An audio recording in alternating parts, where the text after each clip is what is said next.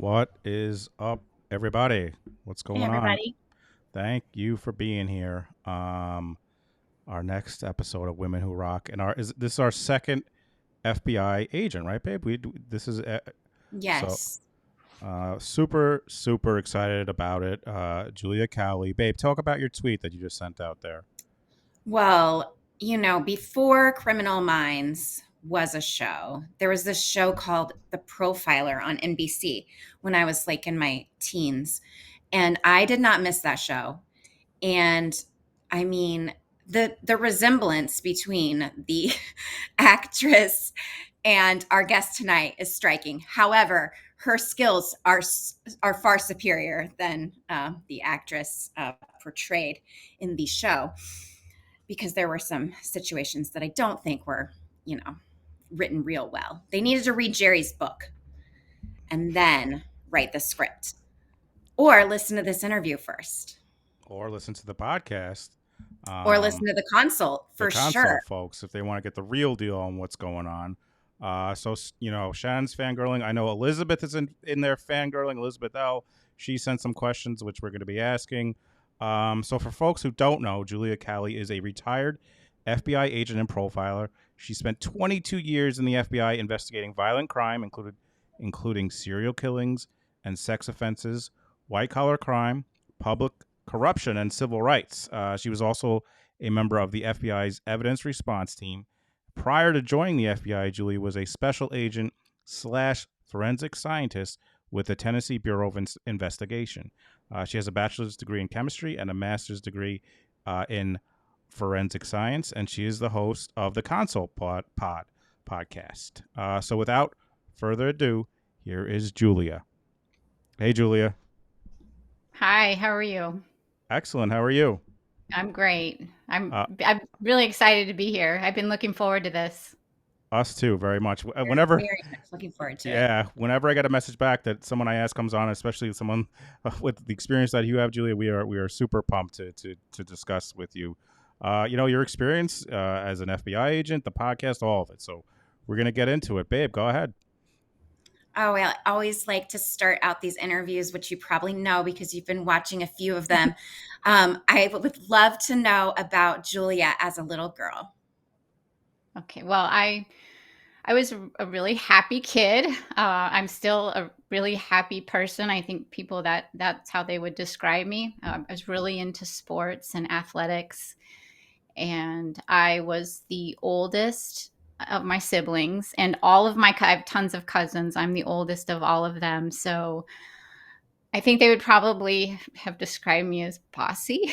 So I kind of ran the show. I told everyone what they were going to do and the rules that they had to follow. And we were latchkey kids. I mean, this is back in the late 70s, early 80s. And so we'd come home from school, nobody would be there. And so I would be babysitting. And, we were in, back in those days, you're just outside all the time. And, my mom never knew where we were. I mean, we played on train tracks and we'd be miles away. And so, but I was kind of the boss of everybody. And I like to think I was developing my leadership skills early on. But so, yeah, I was a very happy, free spirited, active kid, just very regular, normal upbringing. By the way, thank you, Tracy. Just put in there the Instagram is at the Consult Pod. It's in the show notes, so just click on the link; it'll take you there. So follow that. The website is truecrimeconsult.com. And then there's something else in there we'll talk as we get into this that you're going to be covering on the pod, but we'll get into that in a little bit. So, Julia, tell us what made you want to get into the FBI, become an FBI agent. Well, when I was in middle school, my mom was reading Helter Skelter about the Manson murders. So I know Shannon knows that Yes. book. And she told me I wasn't allowed to read it, too violent. But when she finished it, I read it and I was hooked. I'm hooked on true crime. I would go to the bookstore and I would spend hours in the true crime section picking out different books to read. I would go through all of them, and pretty soon I'd end up at the bookstore and I'd read the entire, section. And I just knew, in some way, shape, or form, I wanted to be in law enforcement. I wanted to work murders, homicides. I just didn't know what that looked like at the time. And then I read The Blooding by Joseph Wambaugh, which was the first DNA case that was used to catch a serial killer. And I became interested in forensic science. And so I majored in chemistry. I became a forensic scientist. I worked in the crime lab. Part of my job, I was a toxicologist during the day. And then my extra duties, I was part of the crime scene team. So we would go to crime scenes, we would process them. And about that time, I think I read Mindhunter by John Douglas, and I thought I want to do that now, and apply my forensic background to that kind of work. And I did realize that getting into the FBI, even if I could get into the FBI, it would be very difficult even to become a profiler. So I didn't really go into the FBI with a guarantee, but I knew that that would be my dream. So, after working in the crime lab, I applied to the FBI and was selected. And that's how I got in. And it's really, I've listened to other people interview, like Jerry and John Douglas, who obviously wrote Mindhunter, and he was one of the founding fathers, I think, of the behavioral analysis unit, which at the time was the behavioral science unit. And they sort of just fell into their careers. And that wasn't me. I just always knew somehow that's what I wanted to do. I wanted to be in law enforcement. I wanted to investigate murders. I mean, I knew I liked sports a lot, but this was a much bigger passion of mine. And, I'm just very fortunate that it worked out, because I really did get to live my dreams. So Elizabeth, there she is. So happy Julia is here. Denise says, listen to the first episode of the consult. So good. I agree. I just started listening, and man, it's so good. It just hearing your analysis is amazing. I'm thinking about Helter Skelter. Of course, Shannon knew what you're talking about. I, as the non-true crime person, was thinking of the Beatles song, but Shannon, of course, knew the book. But go ahead, babe. Well, I was just going to say that your voice has been filling our whole house, because you can tell Alexa to play your podcast. So whenever Jay is in the shower, he'll ask Alexa to play the consult volume 10. So he's got you going on in the bathroom. And I'll be like, okay, he's listening. And then he'll come out.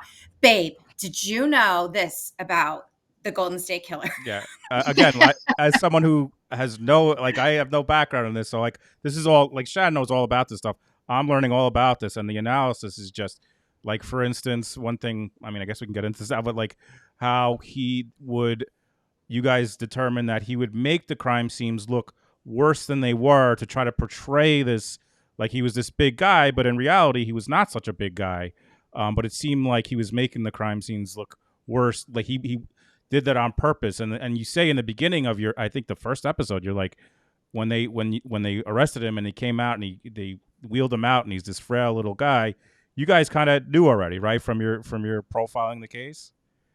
Yeah, his appearance didn't surprise us, and the reason it didn't surprise us is because we saw that same behavior exhibited during the commission of his crimes. Whenever he was met with any kind of resistance or potentially getting caught or stress, he reacted certain ways, and some of that would involve sort of odd behavior, mumbling, talking to himself, crying, whimpering. And and not to say he wasn't extremely dangerous, because obviously when he was cornered, he escalated directly to deadly force, extremely dangerous. But our perception and analysis of his behaviors, when his power is starting to be taken away, he really kind of implodes. He can't handle it very well, and we thought this would be a real characteristic that would be evident in his everyday life. If he's losing control, things aren't going his way, you might start to see some of this behavior. And even back, he had been a police officer when some of these, at the early stages of these crimes. And ultimately he lost his job because he was arrested for shoplifting. And when he was arrested, he's crying and, it was really such a strange reaction for, what you would think of a police officer, at least say, hey, don't you know who I am? But that's not how he reacted. He really reacted in, a very cowardly way. And, of course, we didn't know that at the time. We didn't have that back history. But that's kind of what we were talking about when we saw in these crimes some of his behavior. And so, the ultimate control has been taken away from him when he's arrested. So what did he do? He completely imploded, wasn't walking. He just, looked like, like a confused, frail old man. And he's not. And it's not necessarily that he's faking, but he's, because he's perfectly healthy, or at least at the time perfectly healthy. And the day before his arrest, he's out riding a motorcycle. He's perfectly fine, very fit for his age. But this control thing was such a problem, which is really ultimately why he ended up committing 13 homicides and over 50 rapes. Is because of this control issue that he had, and the need to be in control, and the ultimate overcompensation for his insecurities and his feelings of ineffectualness and things like that. So yeah, seeing him come into court, we're like, no surprise, but I think everybody's like, oh, he's just faking. And no, I think that was the truest version of Joe DAngelo that we could see. Go ahead, Beth. That I'm just like so enthralled right now. Even though I did listen to all 3 of the podcast episodes about him, and I did read Michelle's McNamara's book, but just being able to hear you talk in real time about it is so cool. And we actually had a question from one of our patrons about the Golden State Killer case. And our mod, Elizabeth L. And our mod, yes. My daughter's name is Elizabeth. Aw. I love that name. Oh man, Well, Elizabeth there must you be go, fangirling Elizabeth. so hard. You have another bond with her. All right. So she says, as a profiler, were you surprised that Joseph DAngelo took a plea deal, as it was stated by a lot of people that were in and around the case, that he would like to die with the control of not telling people about his crimes or admitting to anything? I was not surprised he didn't go to trial, and I was not surprised that he took a plea deal because, again, he is very insecure. And I think to have to sit there and listen to descriptions of him would have been very difficult for him, particularly the ones that were very derogatory, or hearing about, he was described by many of the victim, almost every single victim, as having a very abnormally small penis. And, to have to sit there and go through that and listen to descriptions and things like that, I just don't think so. So that doesn't surprise me at all. And I don't really see him as some killers that like to boast and brag about their killings and relive them. I don't really feel he's like that. I don't think he's necessarily has that need to do that, to talk about it, to brag about it, to shock people about it. I don't think he wants to. And so it didn't surprise me that he didn't want to be the center of attention in court during a long and lengthy trial. That's awesome. Well, all right. So here's another question from Elizabeth. Elizabeth is a super fan, and she's all about this. Do you think that law enforcement has become better about sharing information with each other? She said a lot of people blame the egos of the state, local, and federal agents involved with the East Area rapist / Golden State Killer investigations for not catching on to the fact that they were the same perp.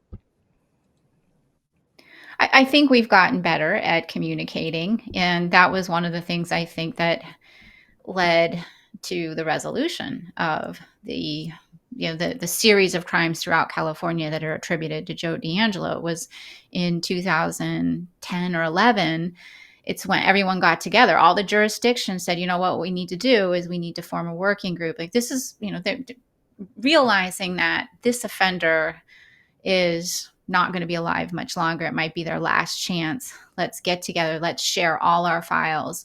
And so that was the beginning of everybody working together and reading about each of the different cases and incidents that each jurisdiction had. And so, the FBI was brought into that, and the FBI's VICAP unit, which is part of the National Center for the Analysis of Violent Crime, which is also where the BAUs are. So VICAP is a separate unit. They analyze data. And what they did is an analyst there created this internal website for everybody to go to, like a share drive where everybody could go and read each other's cases and have a better understanding. That was the first time that had ever been done. And yeah, at the beginning of the series in Sacramento, the Visalia detectives back in the day believed that the Visalia ransacker, he had committed over 100 burglaries, going into homes, ransacking, and then he tried to kidnap a girl in high school. Her father intervened, and he shot and killed her father. So there was a murder involved, but the burglaries did not involve people at home. And the detectives believed that the Visalia ransacker did in fact kill this man, and he was a professor at a local college. And so the ransackings stop, and then the rapes start almost like right away in Sacramento. And Visalia is about 4 hours from Sacramento. And the Visalia detectives at the time believed they were connected, and they had gone up to Sacramento. And this is all, stories that have been passed down to me, I should say. So I wasn't there, and I haven't talked to anyone who was present at these meetings, but this is just what had been told to me by various detectives. And so Visalia had tried to meet with Sacramento and present their argument that we think these are related, and Sacramento authorities didn't think they were related. And I guess sort of said, go back to Visalia. We've got our problems here. We don't need this. And so, by the time that I started looking at the case, that disagreement still existed amongst investigators. And it was a real divide, and it was a real obstacle to the task force moving forward. It's like, and if you were to be able to link Visalia, that could give you a whole other set of leads. But it was difficult. So there was a little bit of egos, and just even once the task force was formed, people thinking they're right, other people thinking they're right, and people not getting along and getting on the same page. So I think those problems still exist, and I think they will always exist, because law enforcement agencies and detectives and FBI agents, we're all very, I guess, opinionated, territorial, and protective of our work, and we're not good at sharing. So it takes a lot sometimes to get agencies to come together and say, let's just share everything and let's work together. That can be difficult. Kind of makes me think of how they're doing the task force now with the BTK, with BTK, and they're getting all these folks together, and I'm just picturing that Zoom call, because these are a lot of people, and I just can't imagine, like, you have so many people who are so, have so much experience, like, I don't know, like, I've pictured it a lot, like, who is the person, like, one person talks and someone's like, I don't know, it must be hard to get all those people together, and like you said, all those people who have a lot of experience and might think have I don't know. That's what makes And me big egos. Yeah. And some well deserved, some maybe not. I mean, I don't. I'm not talking specifically of that task force. I don't know, but yeah, there are just people sometimes have these big egos, and they think they know everything, but they don't really have anything to back that up. And then you have some people with significant experience, and they can back it up. And and it was like that. There would be disagreements in the working, we called it a working group, in the working group meeting for the Golden State Killer. And we didn't call him that at the time. He was the East Area Rapist, original Night Stalker. So we either called him the Ear or the Ear-Ons. It was a little bit of a clunky name, but that's how I knew him. So it wasn't until Michelle McNamara's book came out and she named him the Golden State Killer. And that was the one that kind of stuck. And it was just, it's easier. It's not. Yeah. It was, not, I think that was part of the problem early on, is his name, and people outside of investigators didn't realize it was all connected, because he had multiple names. That's really interesting. So, like, the name could have been, like, just getting one, like, common name kind of helps out. I think it does. I mean, I have mixed feelings about it because I don't want to glorify serial killers with these, you know, cool monikers or Mhm. romantic monikers in any way, shape, or form. But it does help people realize these cases are all connected, I think. And even in the FBI, when we have major cases, we name them. We have names for them, and it just makes it easy to communicate about them. And so I do think that the public became very much aware of all these crimes, more so outside of California, once he had that name. Like everybody, oh, Golden State Killer. Okay, now we know who he is, and so I think it did help at least the public realize that these are all connected, and it's a very significant series of crimes. Absolutely.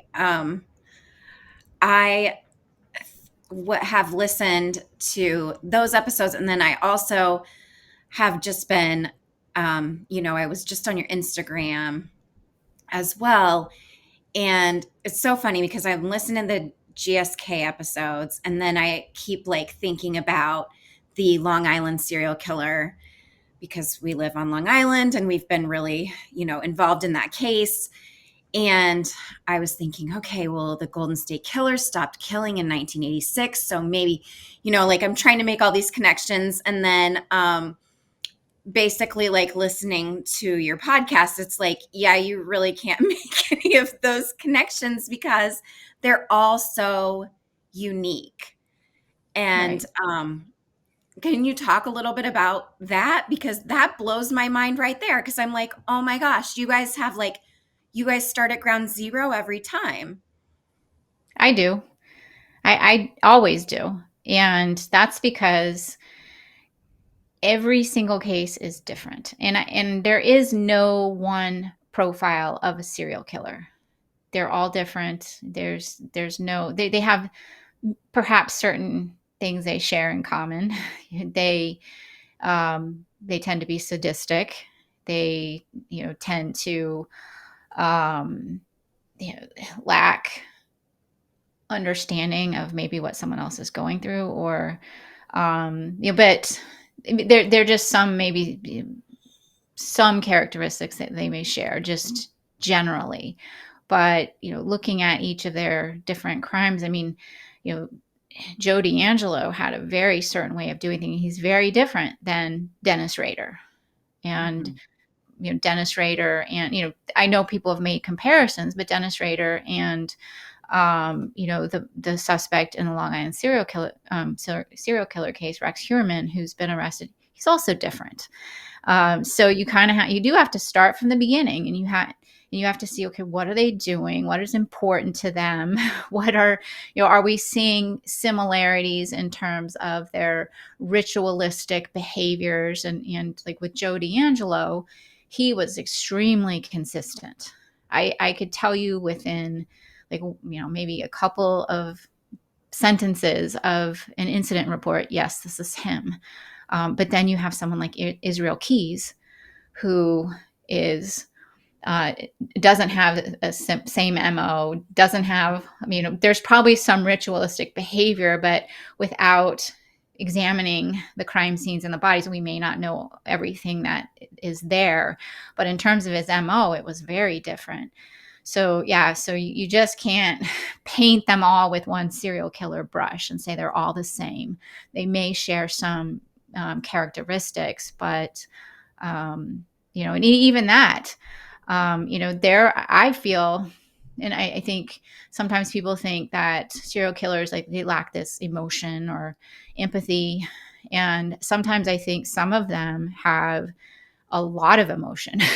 And like maybe this emotion that it's not maybe so much emotion, and they may perceive things, and they may perceive that they've been wronged, and they're just over emotional about things, and then some may not have any feelings at all, may not really care. So I just think it depends on each individual person and case, and their background, and yeah, and starting from the beginning. So I'm really curious because we've had Cheryl Mac McCollum on here, and she talks about if she was taking over a case, she would like get a big warehouse and like put everything out and kind of try to connect, put it all out and try to figure out where to go. And I'm just curious what your process would be as a profiler when you Mhm. first get a case. What would you do to start investigating it and learning the case? So, I mean, unlike TV, like being a profiler, it's really a desk job. You're reading other people's investigations. We're not out there conducting interviews. We're not interviewing the killers and doing interrogations. That is the job of the investigator. So it's a very different role from transitioning when I was just a regular FBI agent, transitioning into the role of a profiler. You're a consultant, hence the consult. And so really, it just, I mean, for me, again, it depends case by case. Sometimes I had a single homicide. Sometimes I might have a double, triple homicide. Sometimes I might have a serial murder, and you approach those cases differently. I tended to just kind of read through everything first, take some notes, then go back with a fine tooth comb. With each case, we had crime analysts that worked with us. So if we need linkage charts or timelines or phone records or things like that, and they kind of would put together a timeline for us of cases, a link chart. It was very helpful to help you visualize things. I didn't tend to put everything up on my walls or anything like that. I didn't do that.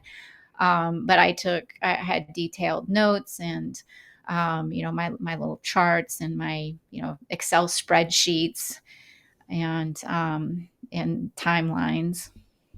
By the way, again, it is the Consult Pod. I'm putting it in there now.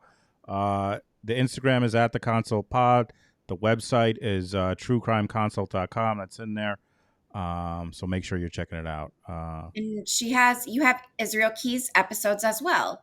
Is that We have right? 3.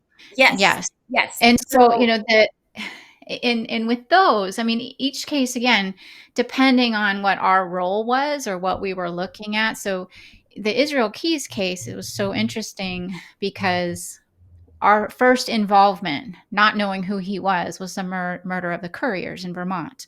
And they mhm. were an older couple, and they were kidnapped out of their home and eventually murdered, and their car had been found. But to us at the time, they had just disappeared. So the local police department very quickly asked for FBI assistance, including BAU. So those of us that do the consult were on that case. And then, a year later, we have this kidnapping in Anchorage, Alaska, of Samantha, and no idea that they were related. And of course, I mean, you can understand why. They're across the country, different MO, different victimology. I mean, everything was different. And in that case was also, we were working in a different way because he was communicating and, trying to extort the family and making the family believe she was still alive. So that was a whole different kind of approach to that case. And we did not know they were connected until he confessed. And so I mean, I have never been so surprised, I think, in my career, just like, oh my gosh. And first I was like, are we sure? And he had so many details that only the killer would know. And then he did leave a fingerprint, which he was very surprised about, I think, because he thought he got away with the perfect murder. But, so that's the approach we take. We describe that. So it's a very different type of approach to that case. And we'll do other cases as well where we're just looking at, okay, this is what we were asked to do at BAU, or this is how, we're going to just look at this one aspect of a case. And we really try to just, I mean, there's very little editing with it. It's really just us talking through. And for me, it's, I'm still learning. 2 of my co-hosts, they were senior to me in the Bureau, and they were my mentors at BAU. And although I host the show, I still learn so much from them. And we just were recording some episodes, and I was listening to them. And at one point I'm like, gosh, I'm learning so much. And so it's still like, I'm still learning, and I still love it. But our show is really just trying to show people the reality of what criminal profiling is, what it can do, what it cannot do. Like one thing is we don't identify an offender, and that criminal profiling does not do that. We can't do that because a lot of times our profiles could match somebody else. So I feel like we could talk about your FBI career for the entire hour, but like, so you're talking about. Let's talk about what made you want to get into the podcast game. Like, I know you just said you want to like describe like what you actually do, but like, was that the inspiration? Like, you wanted to get it out there to folks what the actual job is like. I don't think that's what inspired me. So when before I retired, I had worked with younger agents, and I was just getting into listening to podcasts. And the first podcast I ever listened to was Criminology and their coverage of the Zodiac. And that was the first ever I was on a plane. And I'm like, well, I would try this podcast thing. And, I'm like, oh, I really like this. So I was listening to other podcasts, and I would come into work and talk with some of the younger agents, some of them brand new into the office. And one of them had said, have you ever heard of Jerry Williams? And I'm like, no. He's like, well, she's a retired FBI agent. She has a podcast. And he's like, before I became an agent, I listened to it all the time. It was like a really good recruiting for me. And so I started listening to Jerry. And then when I retired, I went on her show to talk about the Golden State Killer. And by this point, my squad mates had said, well, you should do a podcast. It should be like Jerry's podcast, but it could be about profiling. And I'm like, yeah, that sounds like fun. I'll do that. But I don't think I was really serious about it. I thought, yeah, I could do that. Podcasts are easy. And then for my retirement, they got me 24 mugs that said the consult on them. So they had designed a logo, the consult with Julia Cowley, 24 mugs. And like, I felt like I have merch. I have to. So that was like one of my parting gifts. And I thought, like, gosh, I guess I have to do a podcast now. I have mugs. And the funny story about that is like everybody at my retirement party took a mug. So I think I like two. I mean, it's absolutely wild. I had no idea about the connection with you guys. Our last two, Jerry Williams and now Julia. Like, I had no idea. As I've said, I've known nothing about true crime. Like, you were on her show and she inspired you, and you have a podcast. This is blowing my mind. Yeah, she was very supportive when we started out, and like she's like, well, I can't release your episode until you have like at least 4 episodes ready to go. And she's like, well, how often are you going to do it? And I'm like, oh, once a week. And she's like, really? Good luck. I really didn't have any idea how hard it is. And I'm not deterred easily, so I figure I'll figure this out, and we'll get it going. And we ended up taking a hiatus for a bit because no, it was so much work. And secondly, we had a tragedy that hit not in our family but very close to our family, and I wanted to just kind of focus on that and kind of my family's healing from that and my own. And so I just thought it was a good time to take a break. And then we started back up. I was listening to the Prosecutors podcast one night, and I was making dinner, listening to an episode, and Brett, the host on that show, I've heard him make comments about behavioral analysis, and he kind of knocks it. But yet, if you've ever listened to his podcast, they're pretty good at it.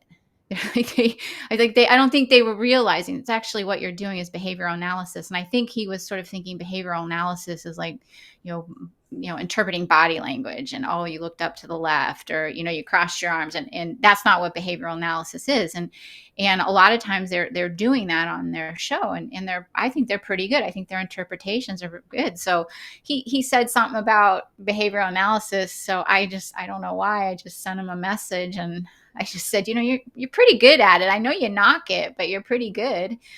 And then he invited me on his show, and I didn't plug the podcast at all. He had no idea I had one because we weren't doing it anymore. And after I went on his show, he reached out and he's like, have you ever thought about doing a podcast? And I said, well, actually I have one, but I explained why we took the hiatus. And he said, well, it sounds like, you just maybe need an editor and a little help to get you back going.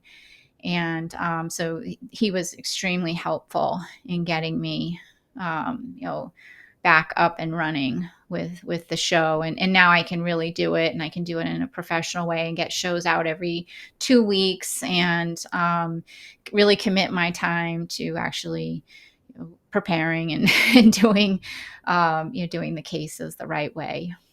That's so awesome. We're all about, Yeah. Creators helping creators. So that's so cool to hear. Huge help and support. I appreciated that he believed in us, and he just was like, we want to see you back up and going.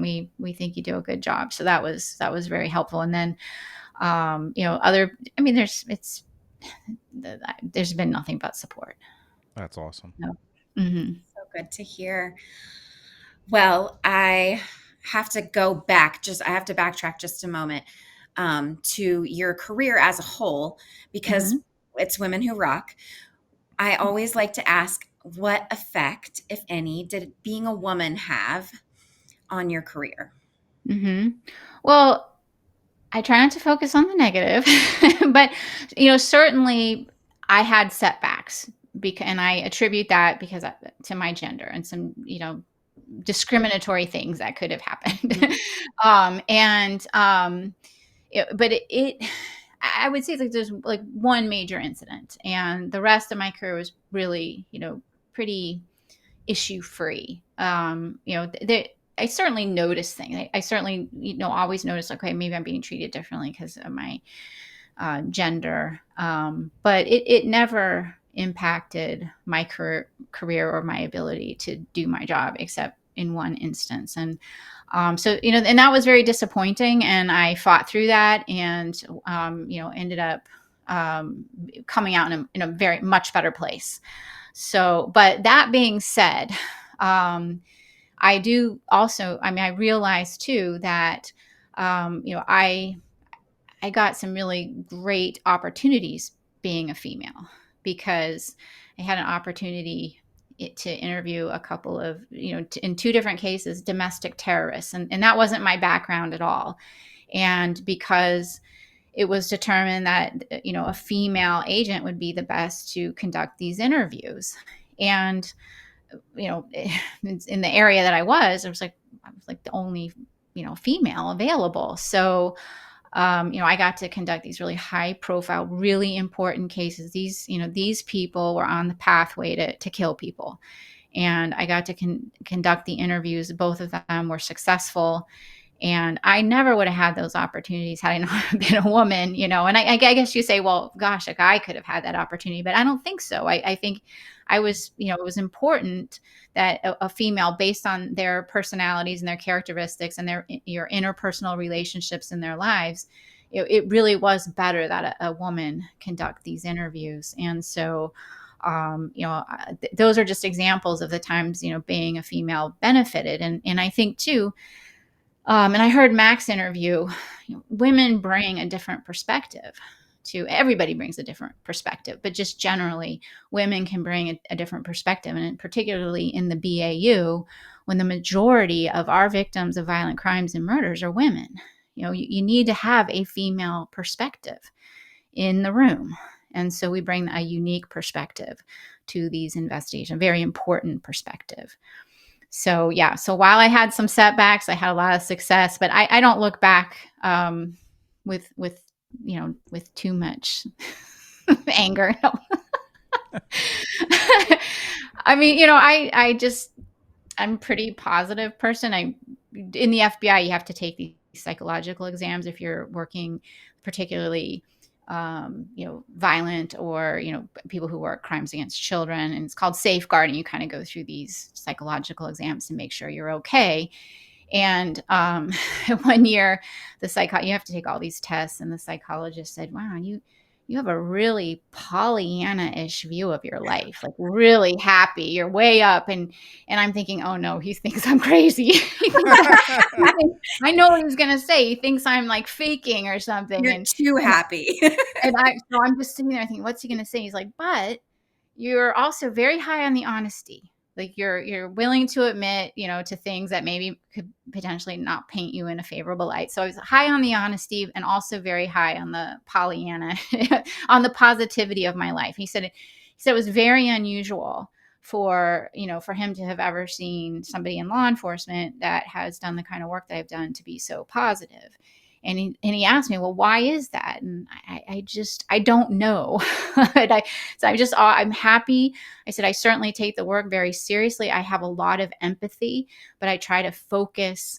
My focus is on, okay, I got to catch the offender. I don't have to sit and interview the victims. I don't have to, which is heart-wrenching. If I would go to a crime scene and I saw personal effects like Christmas gifts, or I could see what they were doing in their last moments, that stuff really impacted me quite a bit. And I would kind of choke up and I'd have to push it out of my head.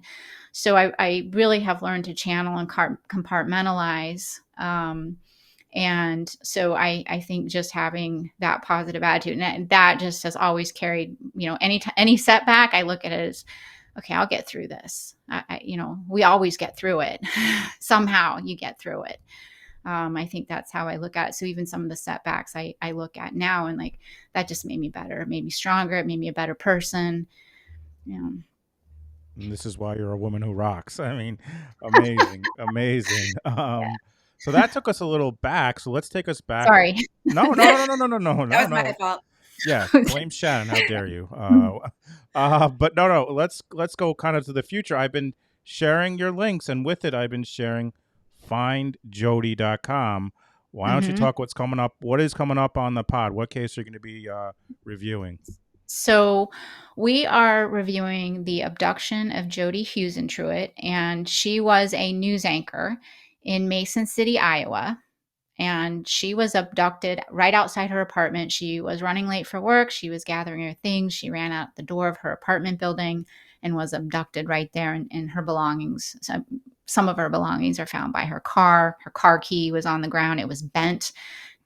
Clearly something terrible happened.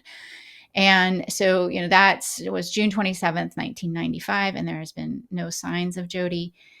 And so we are covering that case, and it was a collaborative process with the findjody.com team.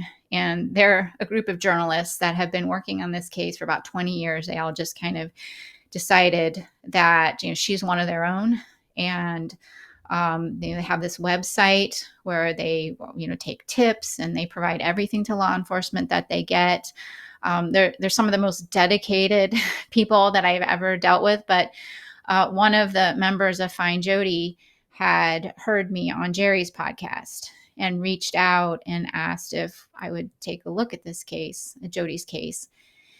And I said, well, yeah, I'll talk with you kind of, just off the record about my perceptions. I said, but, I didn't work on this case, so I don't think I could provide a lot of help, because you can't profile a case off media. So, typically you just can't do it. It's impossible. You have to see the details. You have to see crime scene photos, autopsies. And, a lot of the interviews don't always matter, but what's really important is victimology. And, but as I started to realize with this case, we have crime scene photos. There is no autopsy. There is no body. There is a lot of victimology available. So after talking with Caroline, the journalist that I worked with, I realized, we could probably cover this on the show. And I thought it would be a better way than just me trying to do an assessment on my own, is to bring in the team, because you really can't do it on your own either. I can have my ideas, but really a thorough analysis, you have to have a team of people. So we did decide we would cover it for those reasons. And that will be our next episode. It's dropping Wednesday. I'm extremely proud of it, because in terms of our show, it really kind of worked out like a true consult. The other cases that we've covered have been cases we already worked on or knew about or provided analysis. This one we had not. So this was really us getting on, on the call, talking it over and working through an analysis like a true consult. So we're, including having Caroline Lowe on the show as, a detective, because she knows almost everything, every detail about the case because she's reported on it for so long, coming in as a detective and presenting the case summary and the facts of the case to us. So it's a three-parter. The first part is the case facts. The second part, we go into Jody's victimology. And the third part is mostly our analysis of the case. So yeah, guys, check out the pod and go to findjody.com, JODI.com as well. Go ahead, babe. Sorry. Yeah. It's going to be so interesting to listen to in juxtaposition of the other episodes, like what you said, like those were that you have it solved, you worked on them yourself, and just to be able to listen to you as it's happening, as you're kind of working through it, is very interesting for the listener, I'm sure. Yeah. I mean, it's more so, we still have lots of discussion, as you know, on the other cases, and we talk a lot about behavior, but this was really just, okay, like I didn't know going into it. This is like me at BAU bringing a case that's been assigned to me and presenting it to my colleagues and then talking it over and forming a profile. And that's exactly what we would do at BAU and talk it over. And that's what we do on this show. So it really unfolds that way. That's why it's so long too, because we have some debates. The way our show is structured, we have three people. We were all in the same unit together, but we have another member. She's actually an expert in terrorism and domestic terrorism and statement analysis. So she has a different expertise than we do. Mm-hmm. So she views cases differently, and she sometimes has a lot of questions for us, and it generates a lot. It makes us think like, why don't we think this guy did it? And why, that kind of thing. And I think that adds a lot of really interesting discussion to this. It's a very analytical kind of podcast. I don't think it's super exciting. We're not going to say, oh, this person did it. This fits the profile. We just don't do that. And that's in my opinion, not fair to do to somebody. Even if we strongly believe one person is responsible, we would never say that. We would describe the characteristics. And that's how we would do it at BAU. And if those characteristics align with a suspect, then prioritize that suspect as number one until you can rule that person out. And that's kind of the verbiage that we use. Man, this has been so interesting and so I'm blown away. But we've been talking about the podcast, folks. So we did a little contest. So what I want to do is spin a wheel right now, because we had some folks give 5 stars to win one of our notebooks. And, we were talking, we always say this, folks, we don't know how the algorithm works, but if you give a pod 5 stars, it gets it out there. And Julia took a break, so we want to get it out there. So let's spin this wheel and see who is going to win. We got the consult. There it is. If you're looking, because you guys have a new logo, right? That's the new one I got on there, or is that the? No, that's it. Okay, great. So if you're looking for the pod, that's what it is. So here we go. Oh wait, I got my sound effects. All right, let's see who's gonna win here.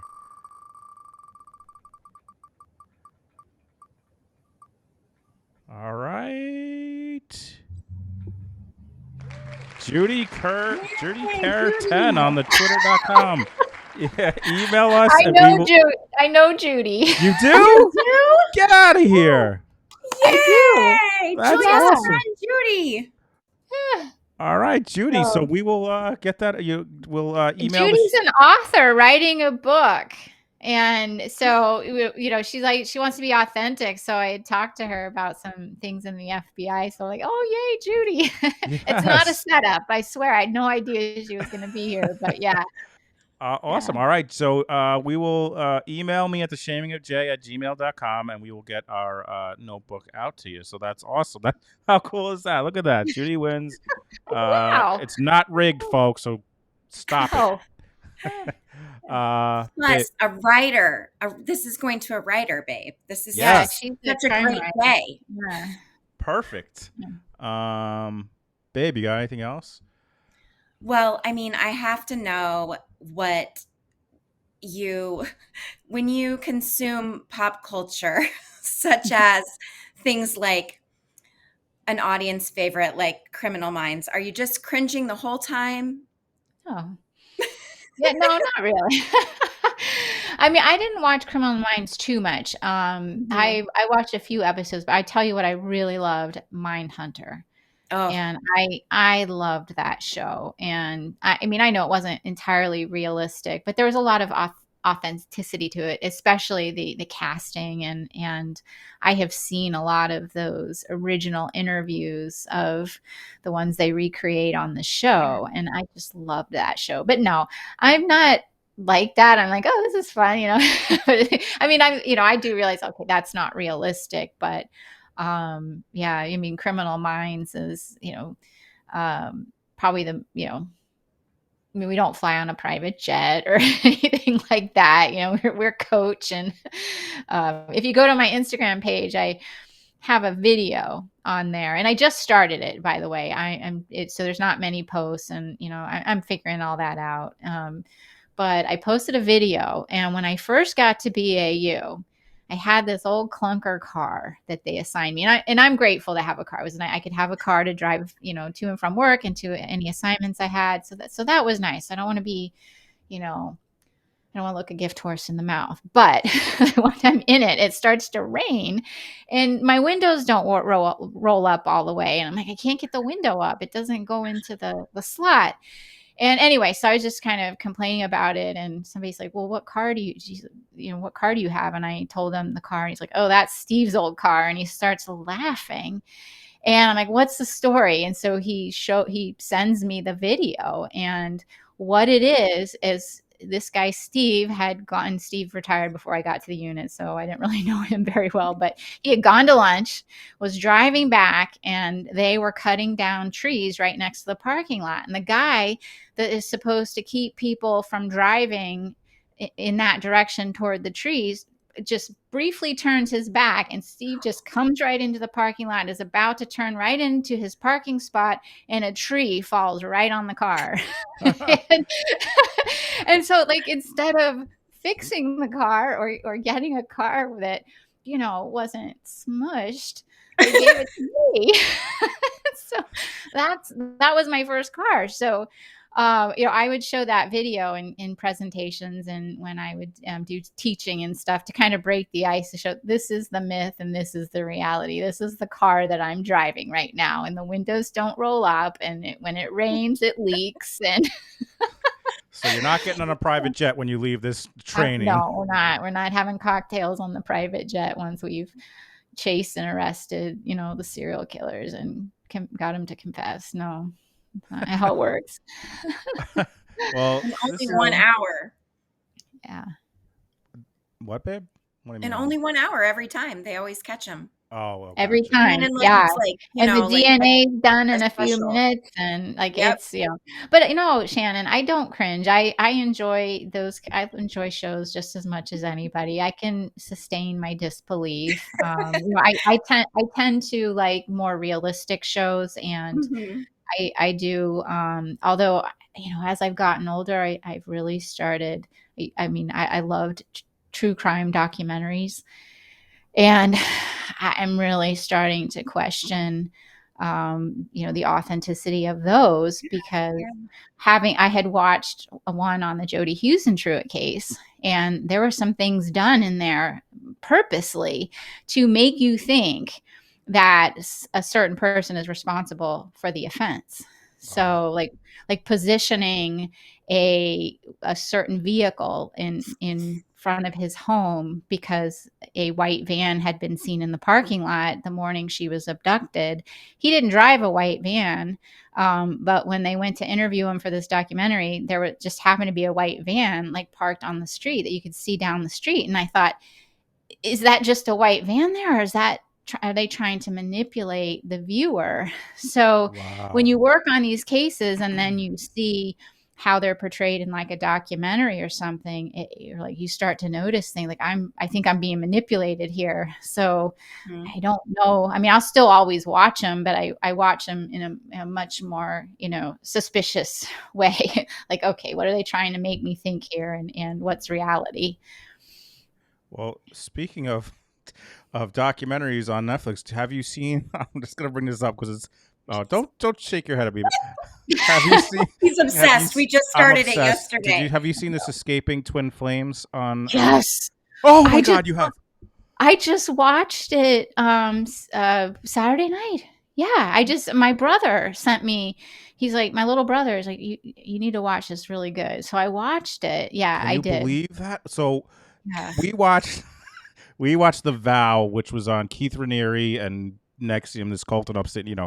and then and at, again, I'm all new to this stuff. So at the end of that, it's like, great, boom, he's in jail. I'm watching this Escaping Twin Flames, and I'm like, all right, we'll be done, and this guy will be in jail. And then I go on Twitter, they have all their stuff. They're bigger than ever. How do we take this thing down, Julia? How can you? I need you. I need the FBI. Guilty. I know. No. I need the lawyers. Anyone who follows me. We gotta take this down, guys. If you haven't seen this, I have nothing to do with this show, but we watched this and it just blew my freaking mind. You know what I think it's going to be? A case of follow the money. Yeah. There's something suspicious. I'm not sure about, certainly some of the tactics that they're using to what I believe target very vulnerable people and play on emotions. Certainly, I mean, master manipulation they're going on. I'm not sure criminally what can be done, but and you saw that the local police looked at this, they referred it to the FBI. But in terms of like money, potentially there seemed to be that seemed to me potentially be an angle. I hope they're not listening. Then they're Well, if they are, they should know I'm coming for them. This is my goal now. I cannot believe it's still going on. I feel like I'm watching the birth of Scientology. Like this is like the beginning, and they just keep growing, and like it's just driving. Like, all right, and then it just at the end with the moms who have lost, like their kids are gone and they can't contact them. It was just like, I'm like, look, anyway. Yeah. I'm with you. I felt for the moms. Being, my kids are older now, so yeah. So I couldn't imagine, that feeling. You just completely lost your child, and they cut you off, and there's nothing that you can do about it. And the more you push, the worse it gets. And so yeah, so it's heartbreaking, and I mean, but criminally, it's hard to say that, manipulating someone into doing or thinking something is not necessarily, unless you're making them commit a crime. But I do wonder about their finances. I mean, there's so much money, it seems to be, and it's, well, and different, then they can different levels and different, sub companies and stuff. I just think there must be something there. Right. And I don't know for sure. They're making a religion. So then there's tax exempt money. And like, this is my idea, babe. What do you think of this? We get the women who rock, all of them together to like the BTK task force. We have a Zoom meeting. We get everyone. We got journalists. We got the FBI. We got law enforcement. We get everyone together. Judge. We got a judge. We got everyone together. We take them down. This is my goal. I'm not kidding. I cannot believe it's still going on. But I'm so sorry, Julia. I have digressed from your episode. No, that's fine. No, it's fine because I just watched it, and so I was just like, this is so strange. It's the strangest thing, and I don't, I look at people like that, and I just don't understand how people don't see right through that. To me, I'm like, what a weirdo. The main guy? I'm Yeah. like, I'm leaving right now. The guy's... Sorry, go ahead. Sorry. No, I was gonna say the other thing that it's like he's telling one of the members, go research how to do this, and I don't know what her background is. I can't imagine that was. Is it done properly? Is it done? There's got to be something Yeah. financially off. I mean, it's not like they had these like financial wizards telling them how to hide their money and launder money. So Y- perhaps that's the way to go. Well, we went so far as we started watching. There's an Amazon version of it, and these jabronis, before they start out, they're going to they don't have a place to live. They're going to their friend's house. They're eating hot dogs for breakfast, lunch, and dinner. I mean, these people, it's mind blowing that they've created this enterprise where they have this mansion and they're flaunting their Ferraris and their Porsches as they ruin people's lives. Yeah. Ah, And then they're telling people, well, we can't pay you as much anymore. And luckily that's, I mean, what I, saw on the show is like that caused one person to leave. Well, I can't make it. And so I guess that's a good thing if they're going to make it impossible for somebody to make a living working for them. But I mean, it did seem, to me that they were living a very lavish life and flaunting it. I mean, that as a, if I was a member of their group and I'm doing a lot of work and you're paying me very little, I'd be like, yeah, What's up?" yeah. He was such a I'm not gonna say. Yeah. He was just like, "Oh, look, here's my new Ferrari. Here's our new Porsche, and here's our new mansion because I'm the Mhm. second coming of Christ." And like you said, I would be like losing these coaches that they're like have to work second jobs because he's like, "You guys need to do this for me because of my light that you know what? I'm sorry. Yeah. I gotta stop, babe. Stop me. Go Yeah. ahead, take over, And babe. he's abusive. Yeah, He yells at people, he berates them. These, Yeah. again, we're seeing like probably very small clips of videos. I mean, we don't know the whole picture, but I know I've said I'm skeptical about, documentaries, but I'm believing this one. yeah. The guy's Me too too. weird for me. I mean, and all those videos are still up. They're still up. His YouTube is Yeah. still like their YouTube is still up. I- I'm I'm sure that that kind of. I mean, I've seen many romance scams, and this desire of people to find true love and their twin flame and all of that. Particular, I mean, every single person interviewed that had left, they were at a very low point in their life when they came across this group, and that's what they're preying upon. It was so clear that they were preying upon people that were really struggling and looking for acceptance and looking for love and looking, and of course this seemed a lot of them, it was kind of during the pandemic as well. And so there's a lot of isolation. There's a lot going on there.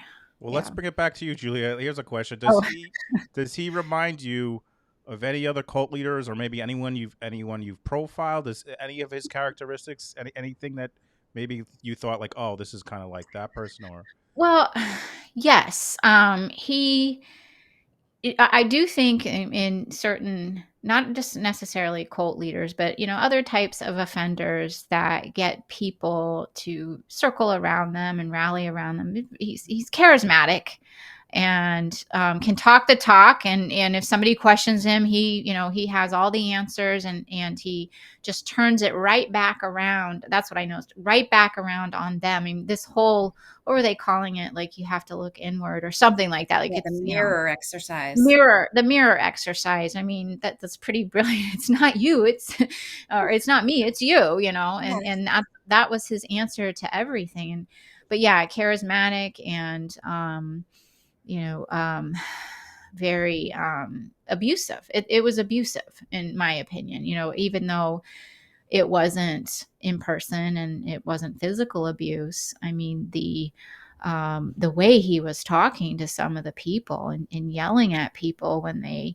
questioned him, to me was very kind of what you see in these leaders that get people to blindly follow them into criminal activity or things that are very damaging, self-harm, even suicide. I well, I mean, mean, what do we start this show talking about? What was the book, and what was the Helter person that Skelter.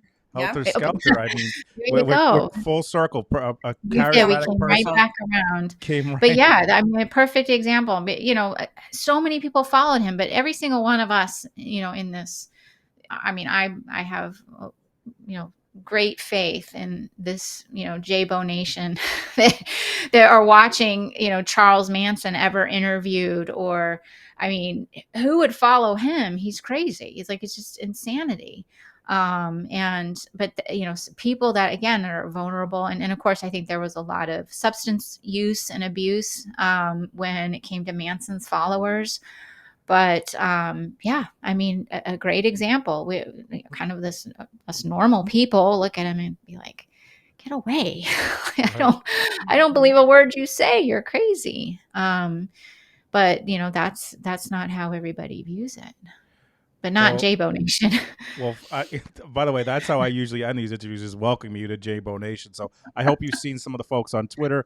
You are I now have. fully a part of J-Bo Nation. They're going to be following you, retweeting you, following the podcast, going on Instagram. And really, thank you for indulging me there. I went a little. Absolutely. Uh, Thank you for indulging me too. I appreciate it. that was all we. I started listening. I haven't. There's a podcast, by the way, on Amazon. Well, you could play. There's a Twin Flames podcast which I started on Amazon, which I think is narrated by one of the actresses from Brooklyn Nine-Nine. Babe, I found that out. So anyway, but that's not the podcast you're going to listen to after the show. The No, because podcast you're you're going going to to go listen listen to the consult. You're going to go to the console. You're going to give it 5 stars. You're going to go to the Instagram, and you're going to like it, and you're going to star everything and heart everything and Twitter, etc. Julia, you blew us You guys are away. going to love it. Thank you so much for coming on. We really appreciate it. And but by the way, guys, we haven't done this in a while, but we're going to end this. And if you still have time, I know we went a little extra, but if you have like 5 minutes, Julia, maybe we could do like a 5 minute. Maybe we could talk about Twin Flames a little bit more or something. Sure. I'm happy to. Oh, awesome. Thank you. So we're going to do, guys, for our patrons, we're going to do a little interview after we end this. So look at Elizabeth. Elizabeth is she is just in awe here. Thank you, Julia. Oh, you're welcome, Elizabeth. We love you, Julia. Thanks for coming on the show. So thank you so much. We really appreciate it. And check out the pod, and we'll see you guys. Have a good night, everybody. Thank you for joining us, J-Bo Nation. Please give all of yourselves an ovation. No, it won't be real long until next time. Oh, J-Bo Nation, there's no place we'd rather be. J-Bo Nation is the place to be. J-Bo Nation is the place to be. J-Bo Nation is the place to be. J-Bo Nation is the place to be.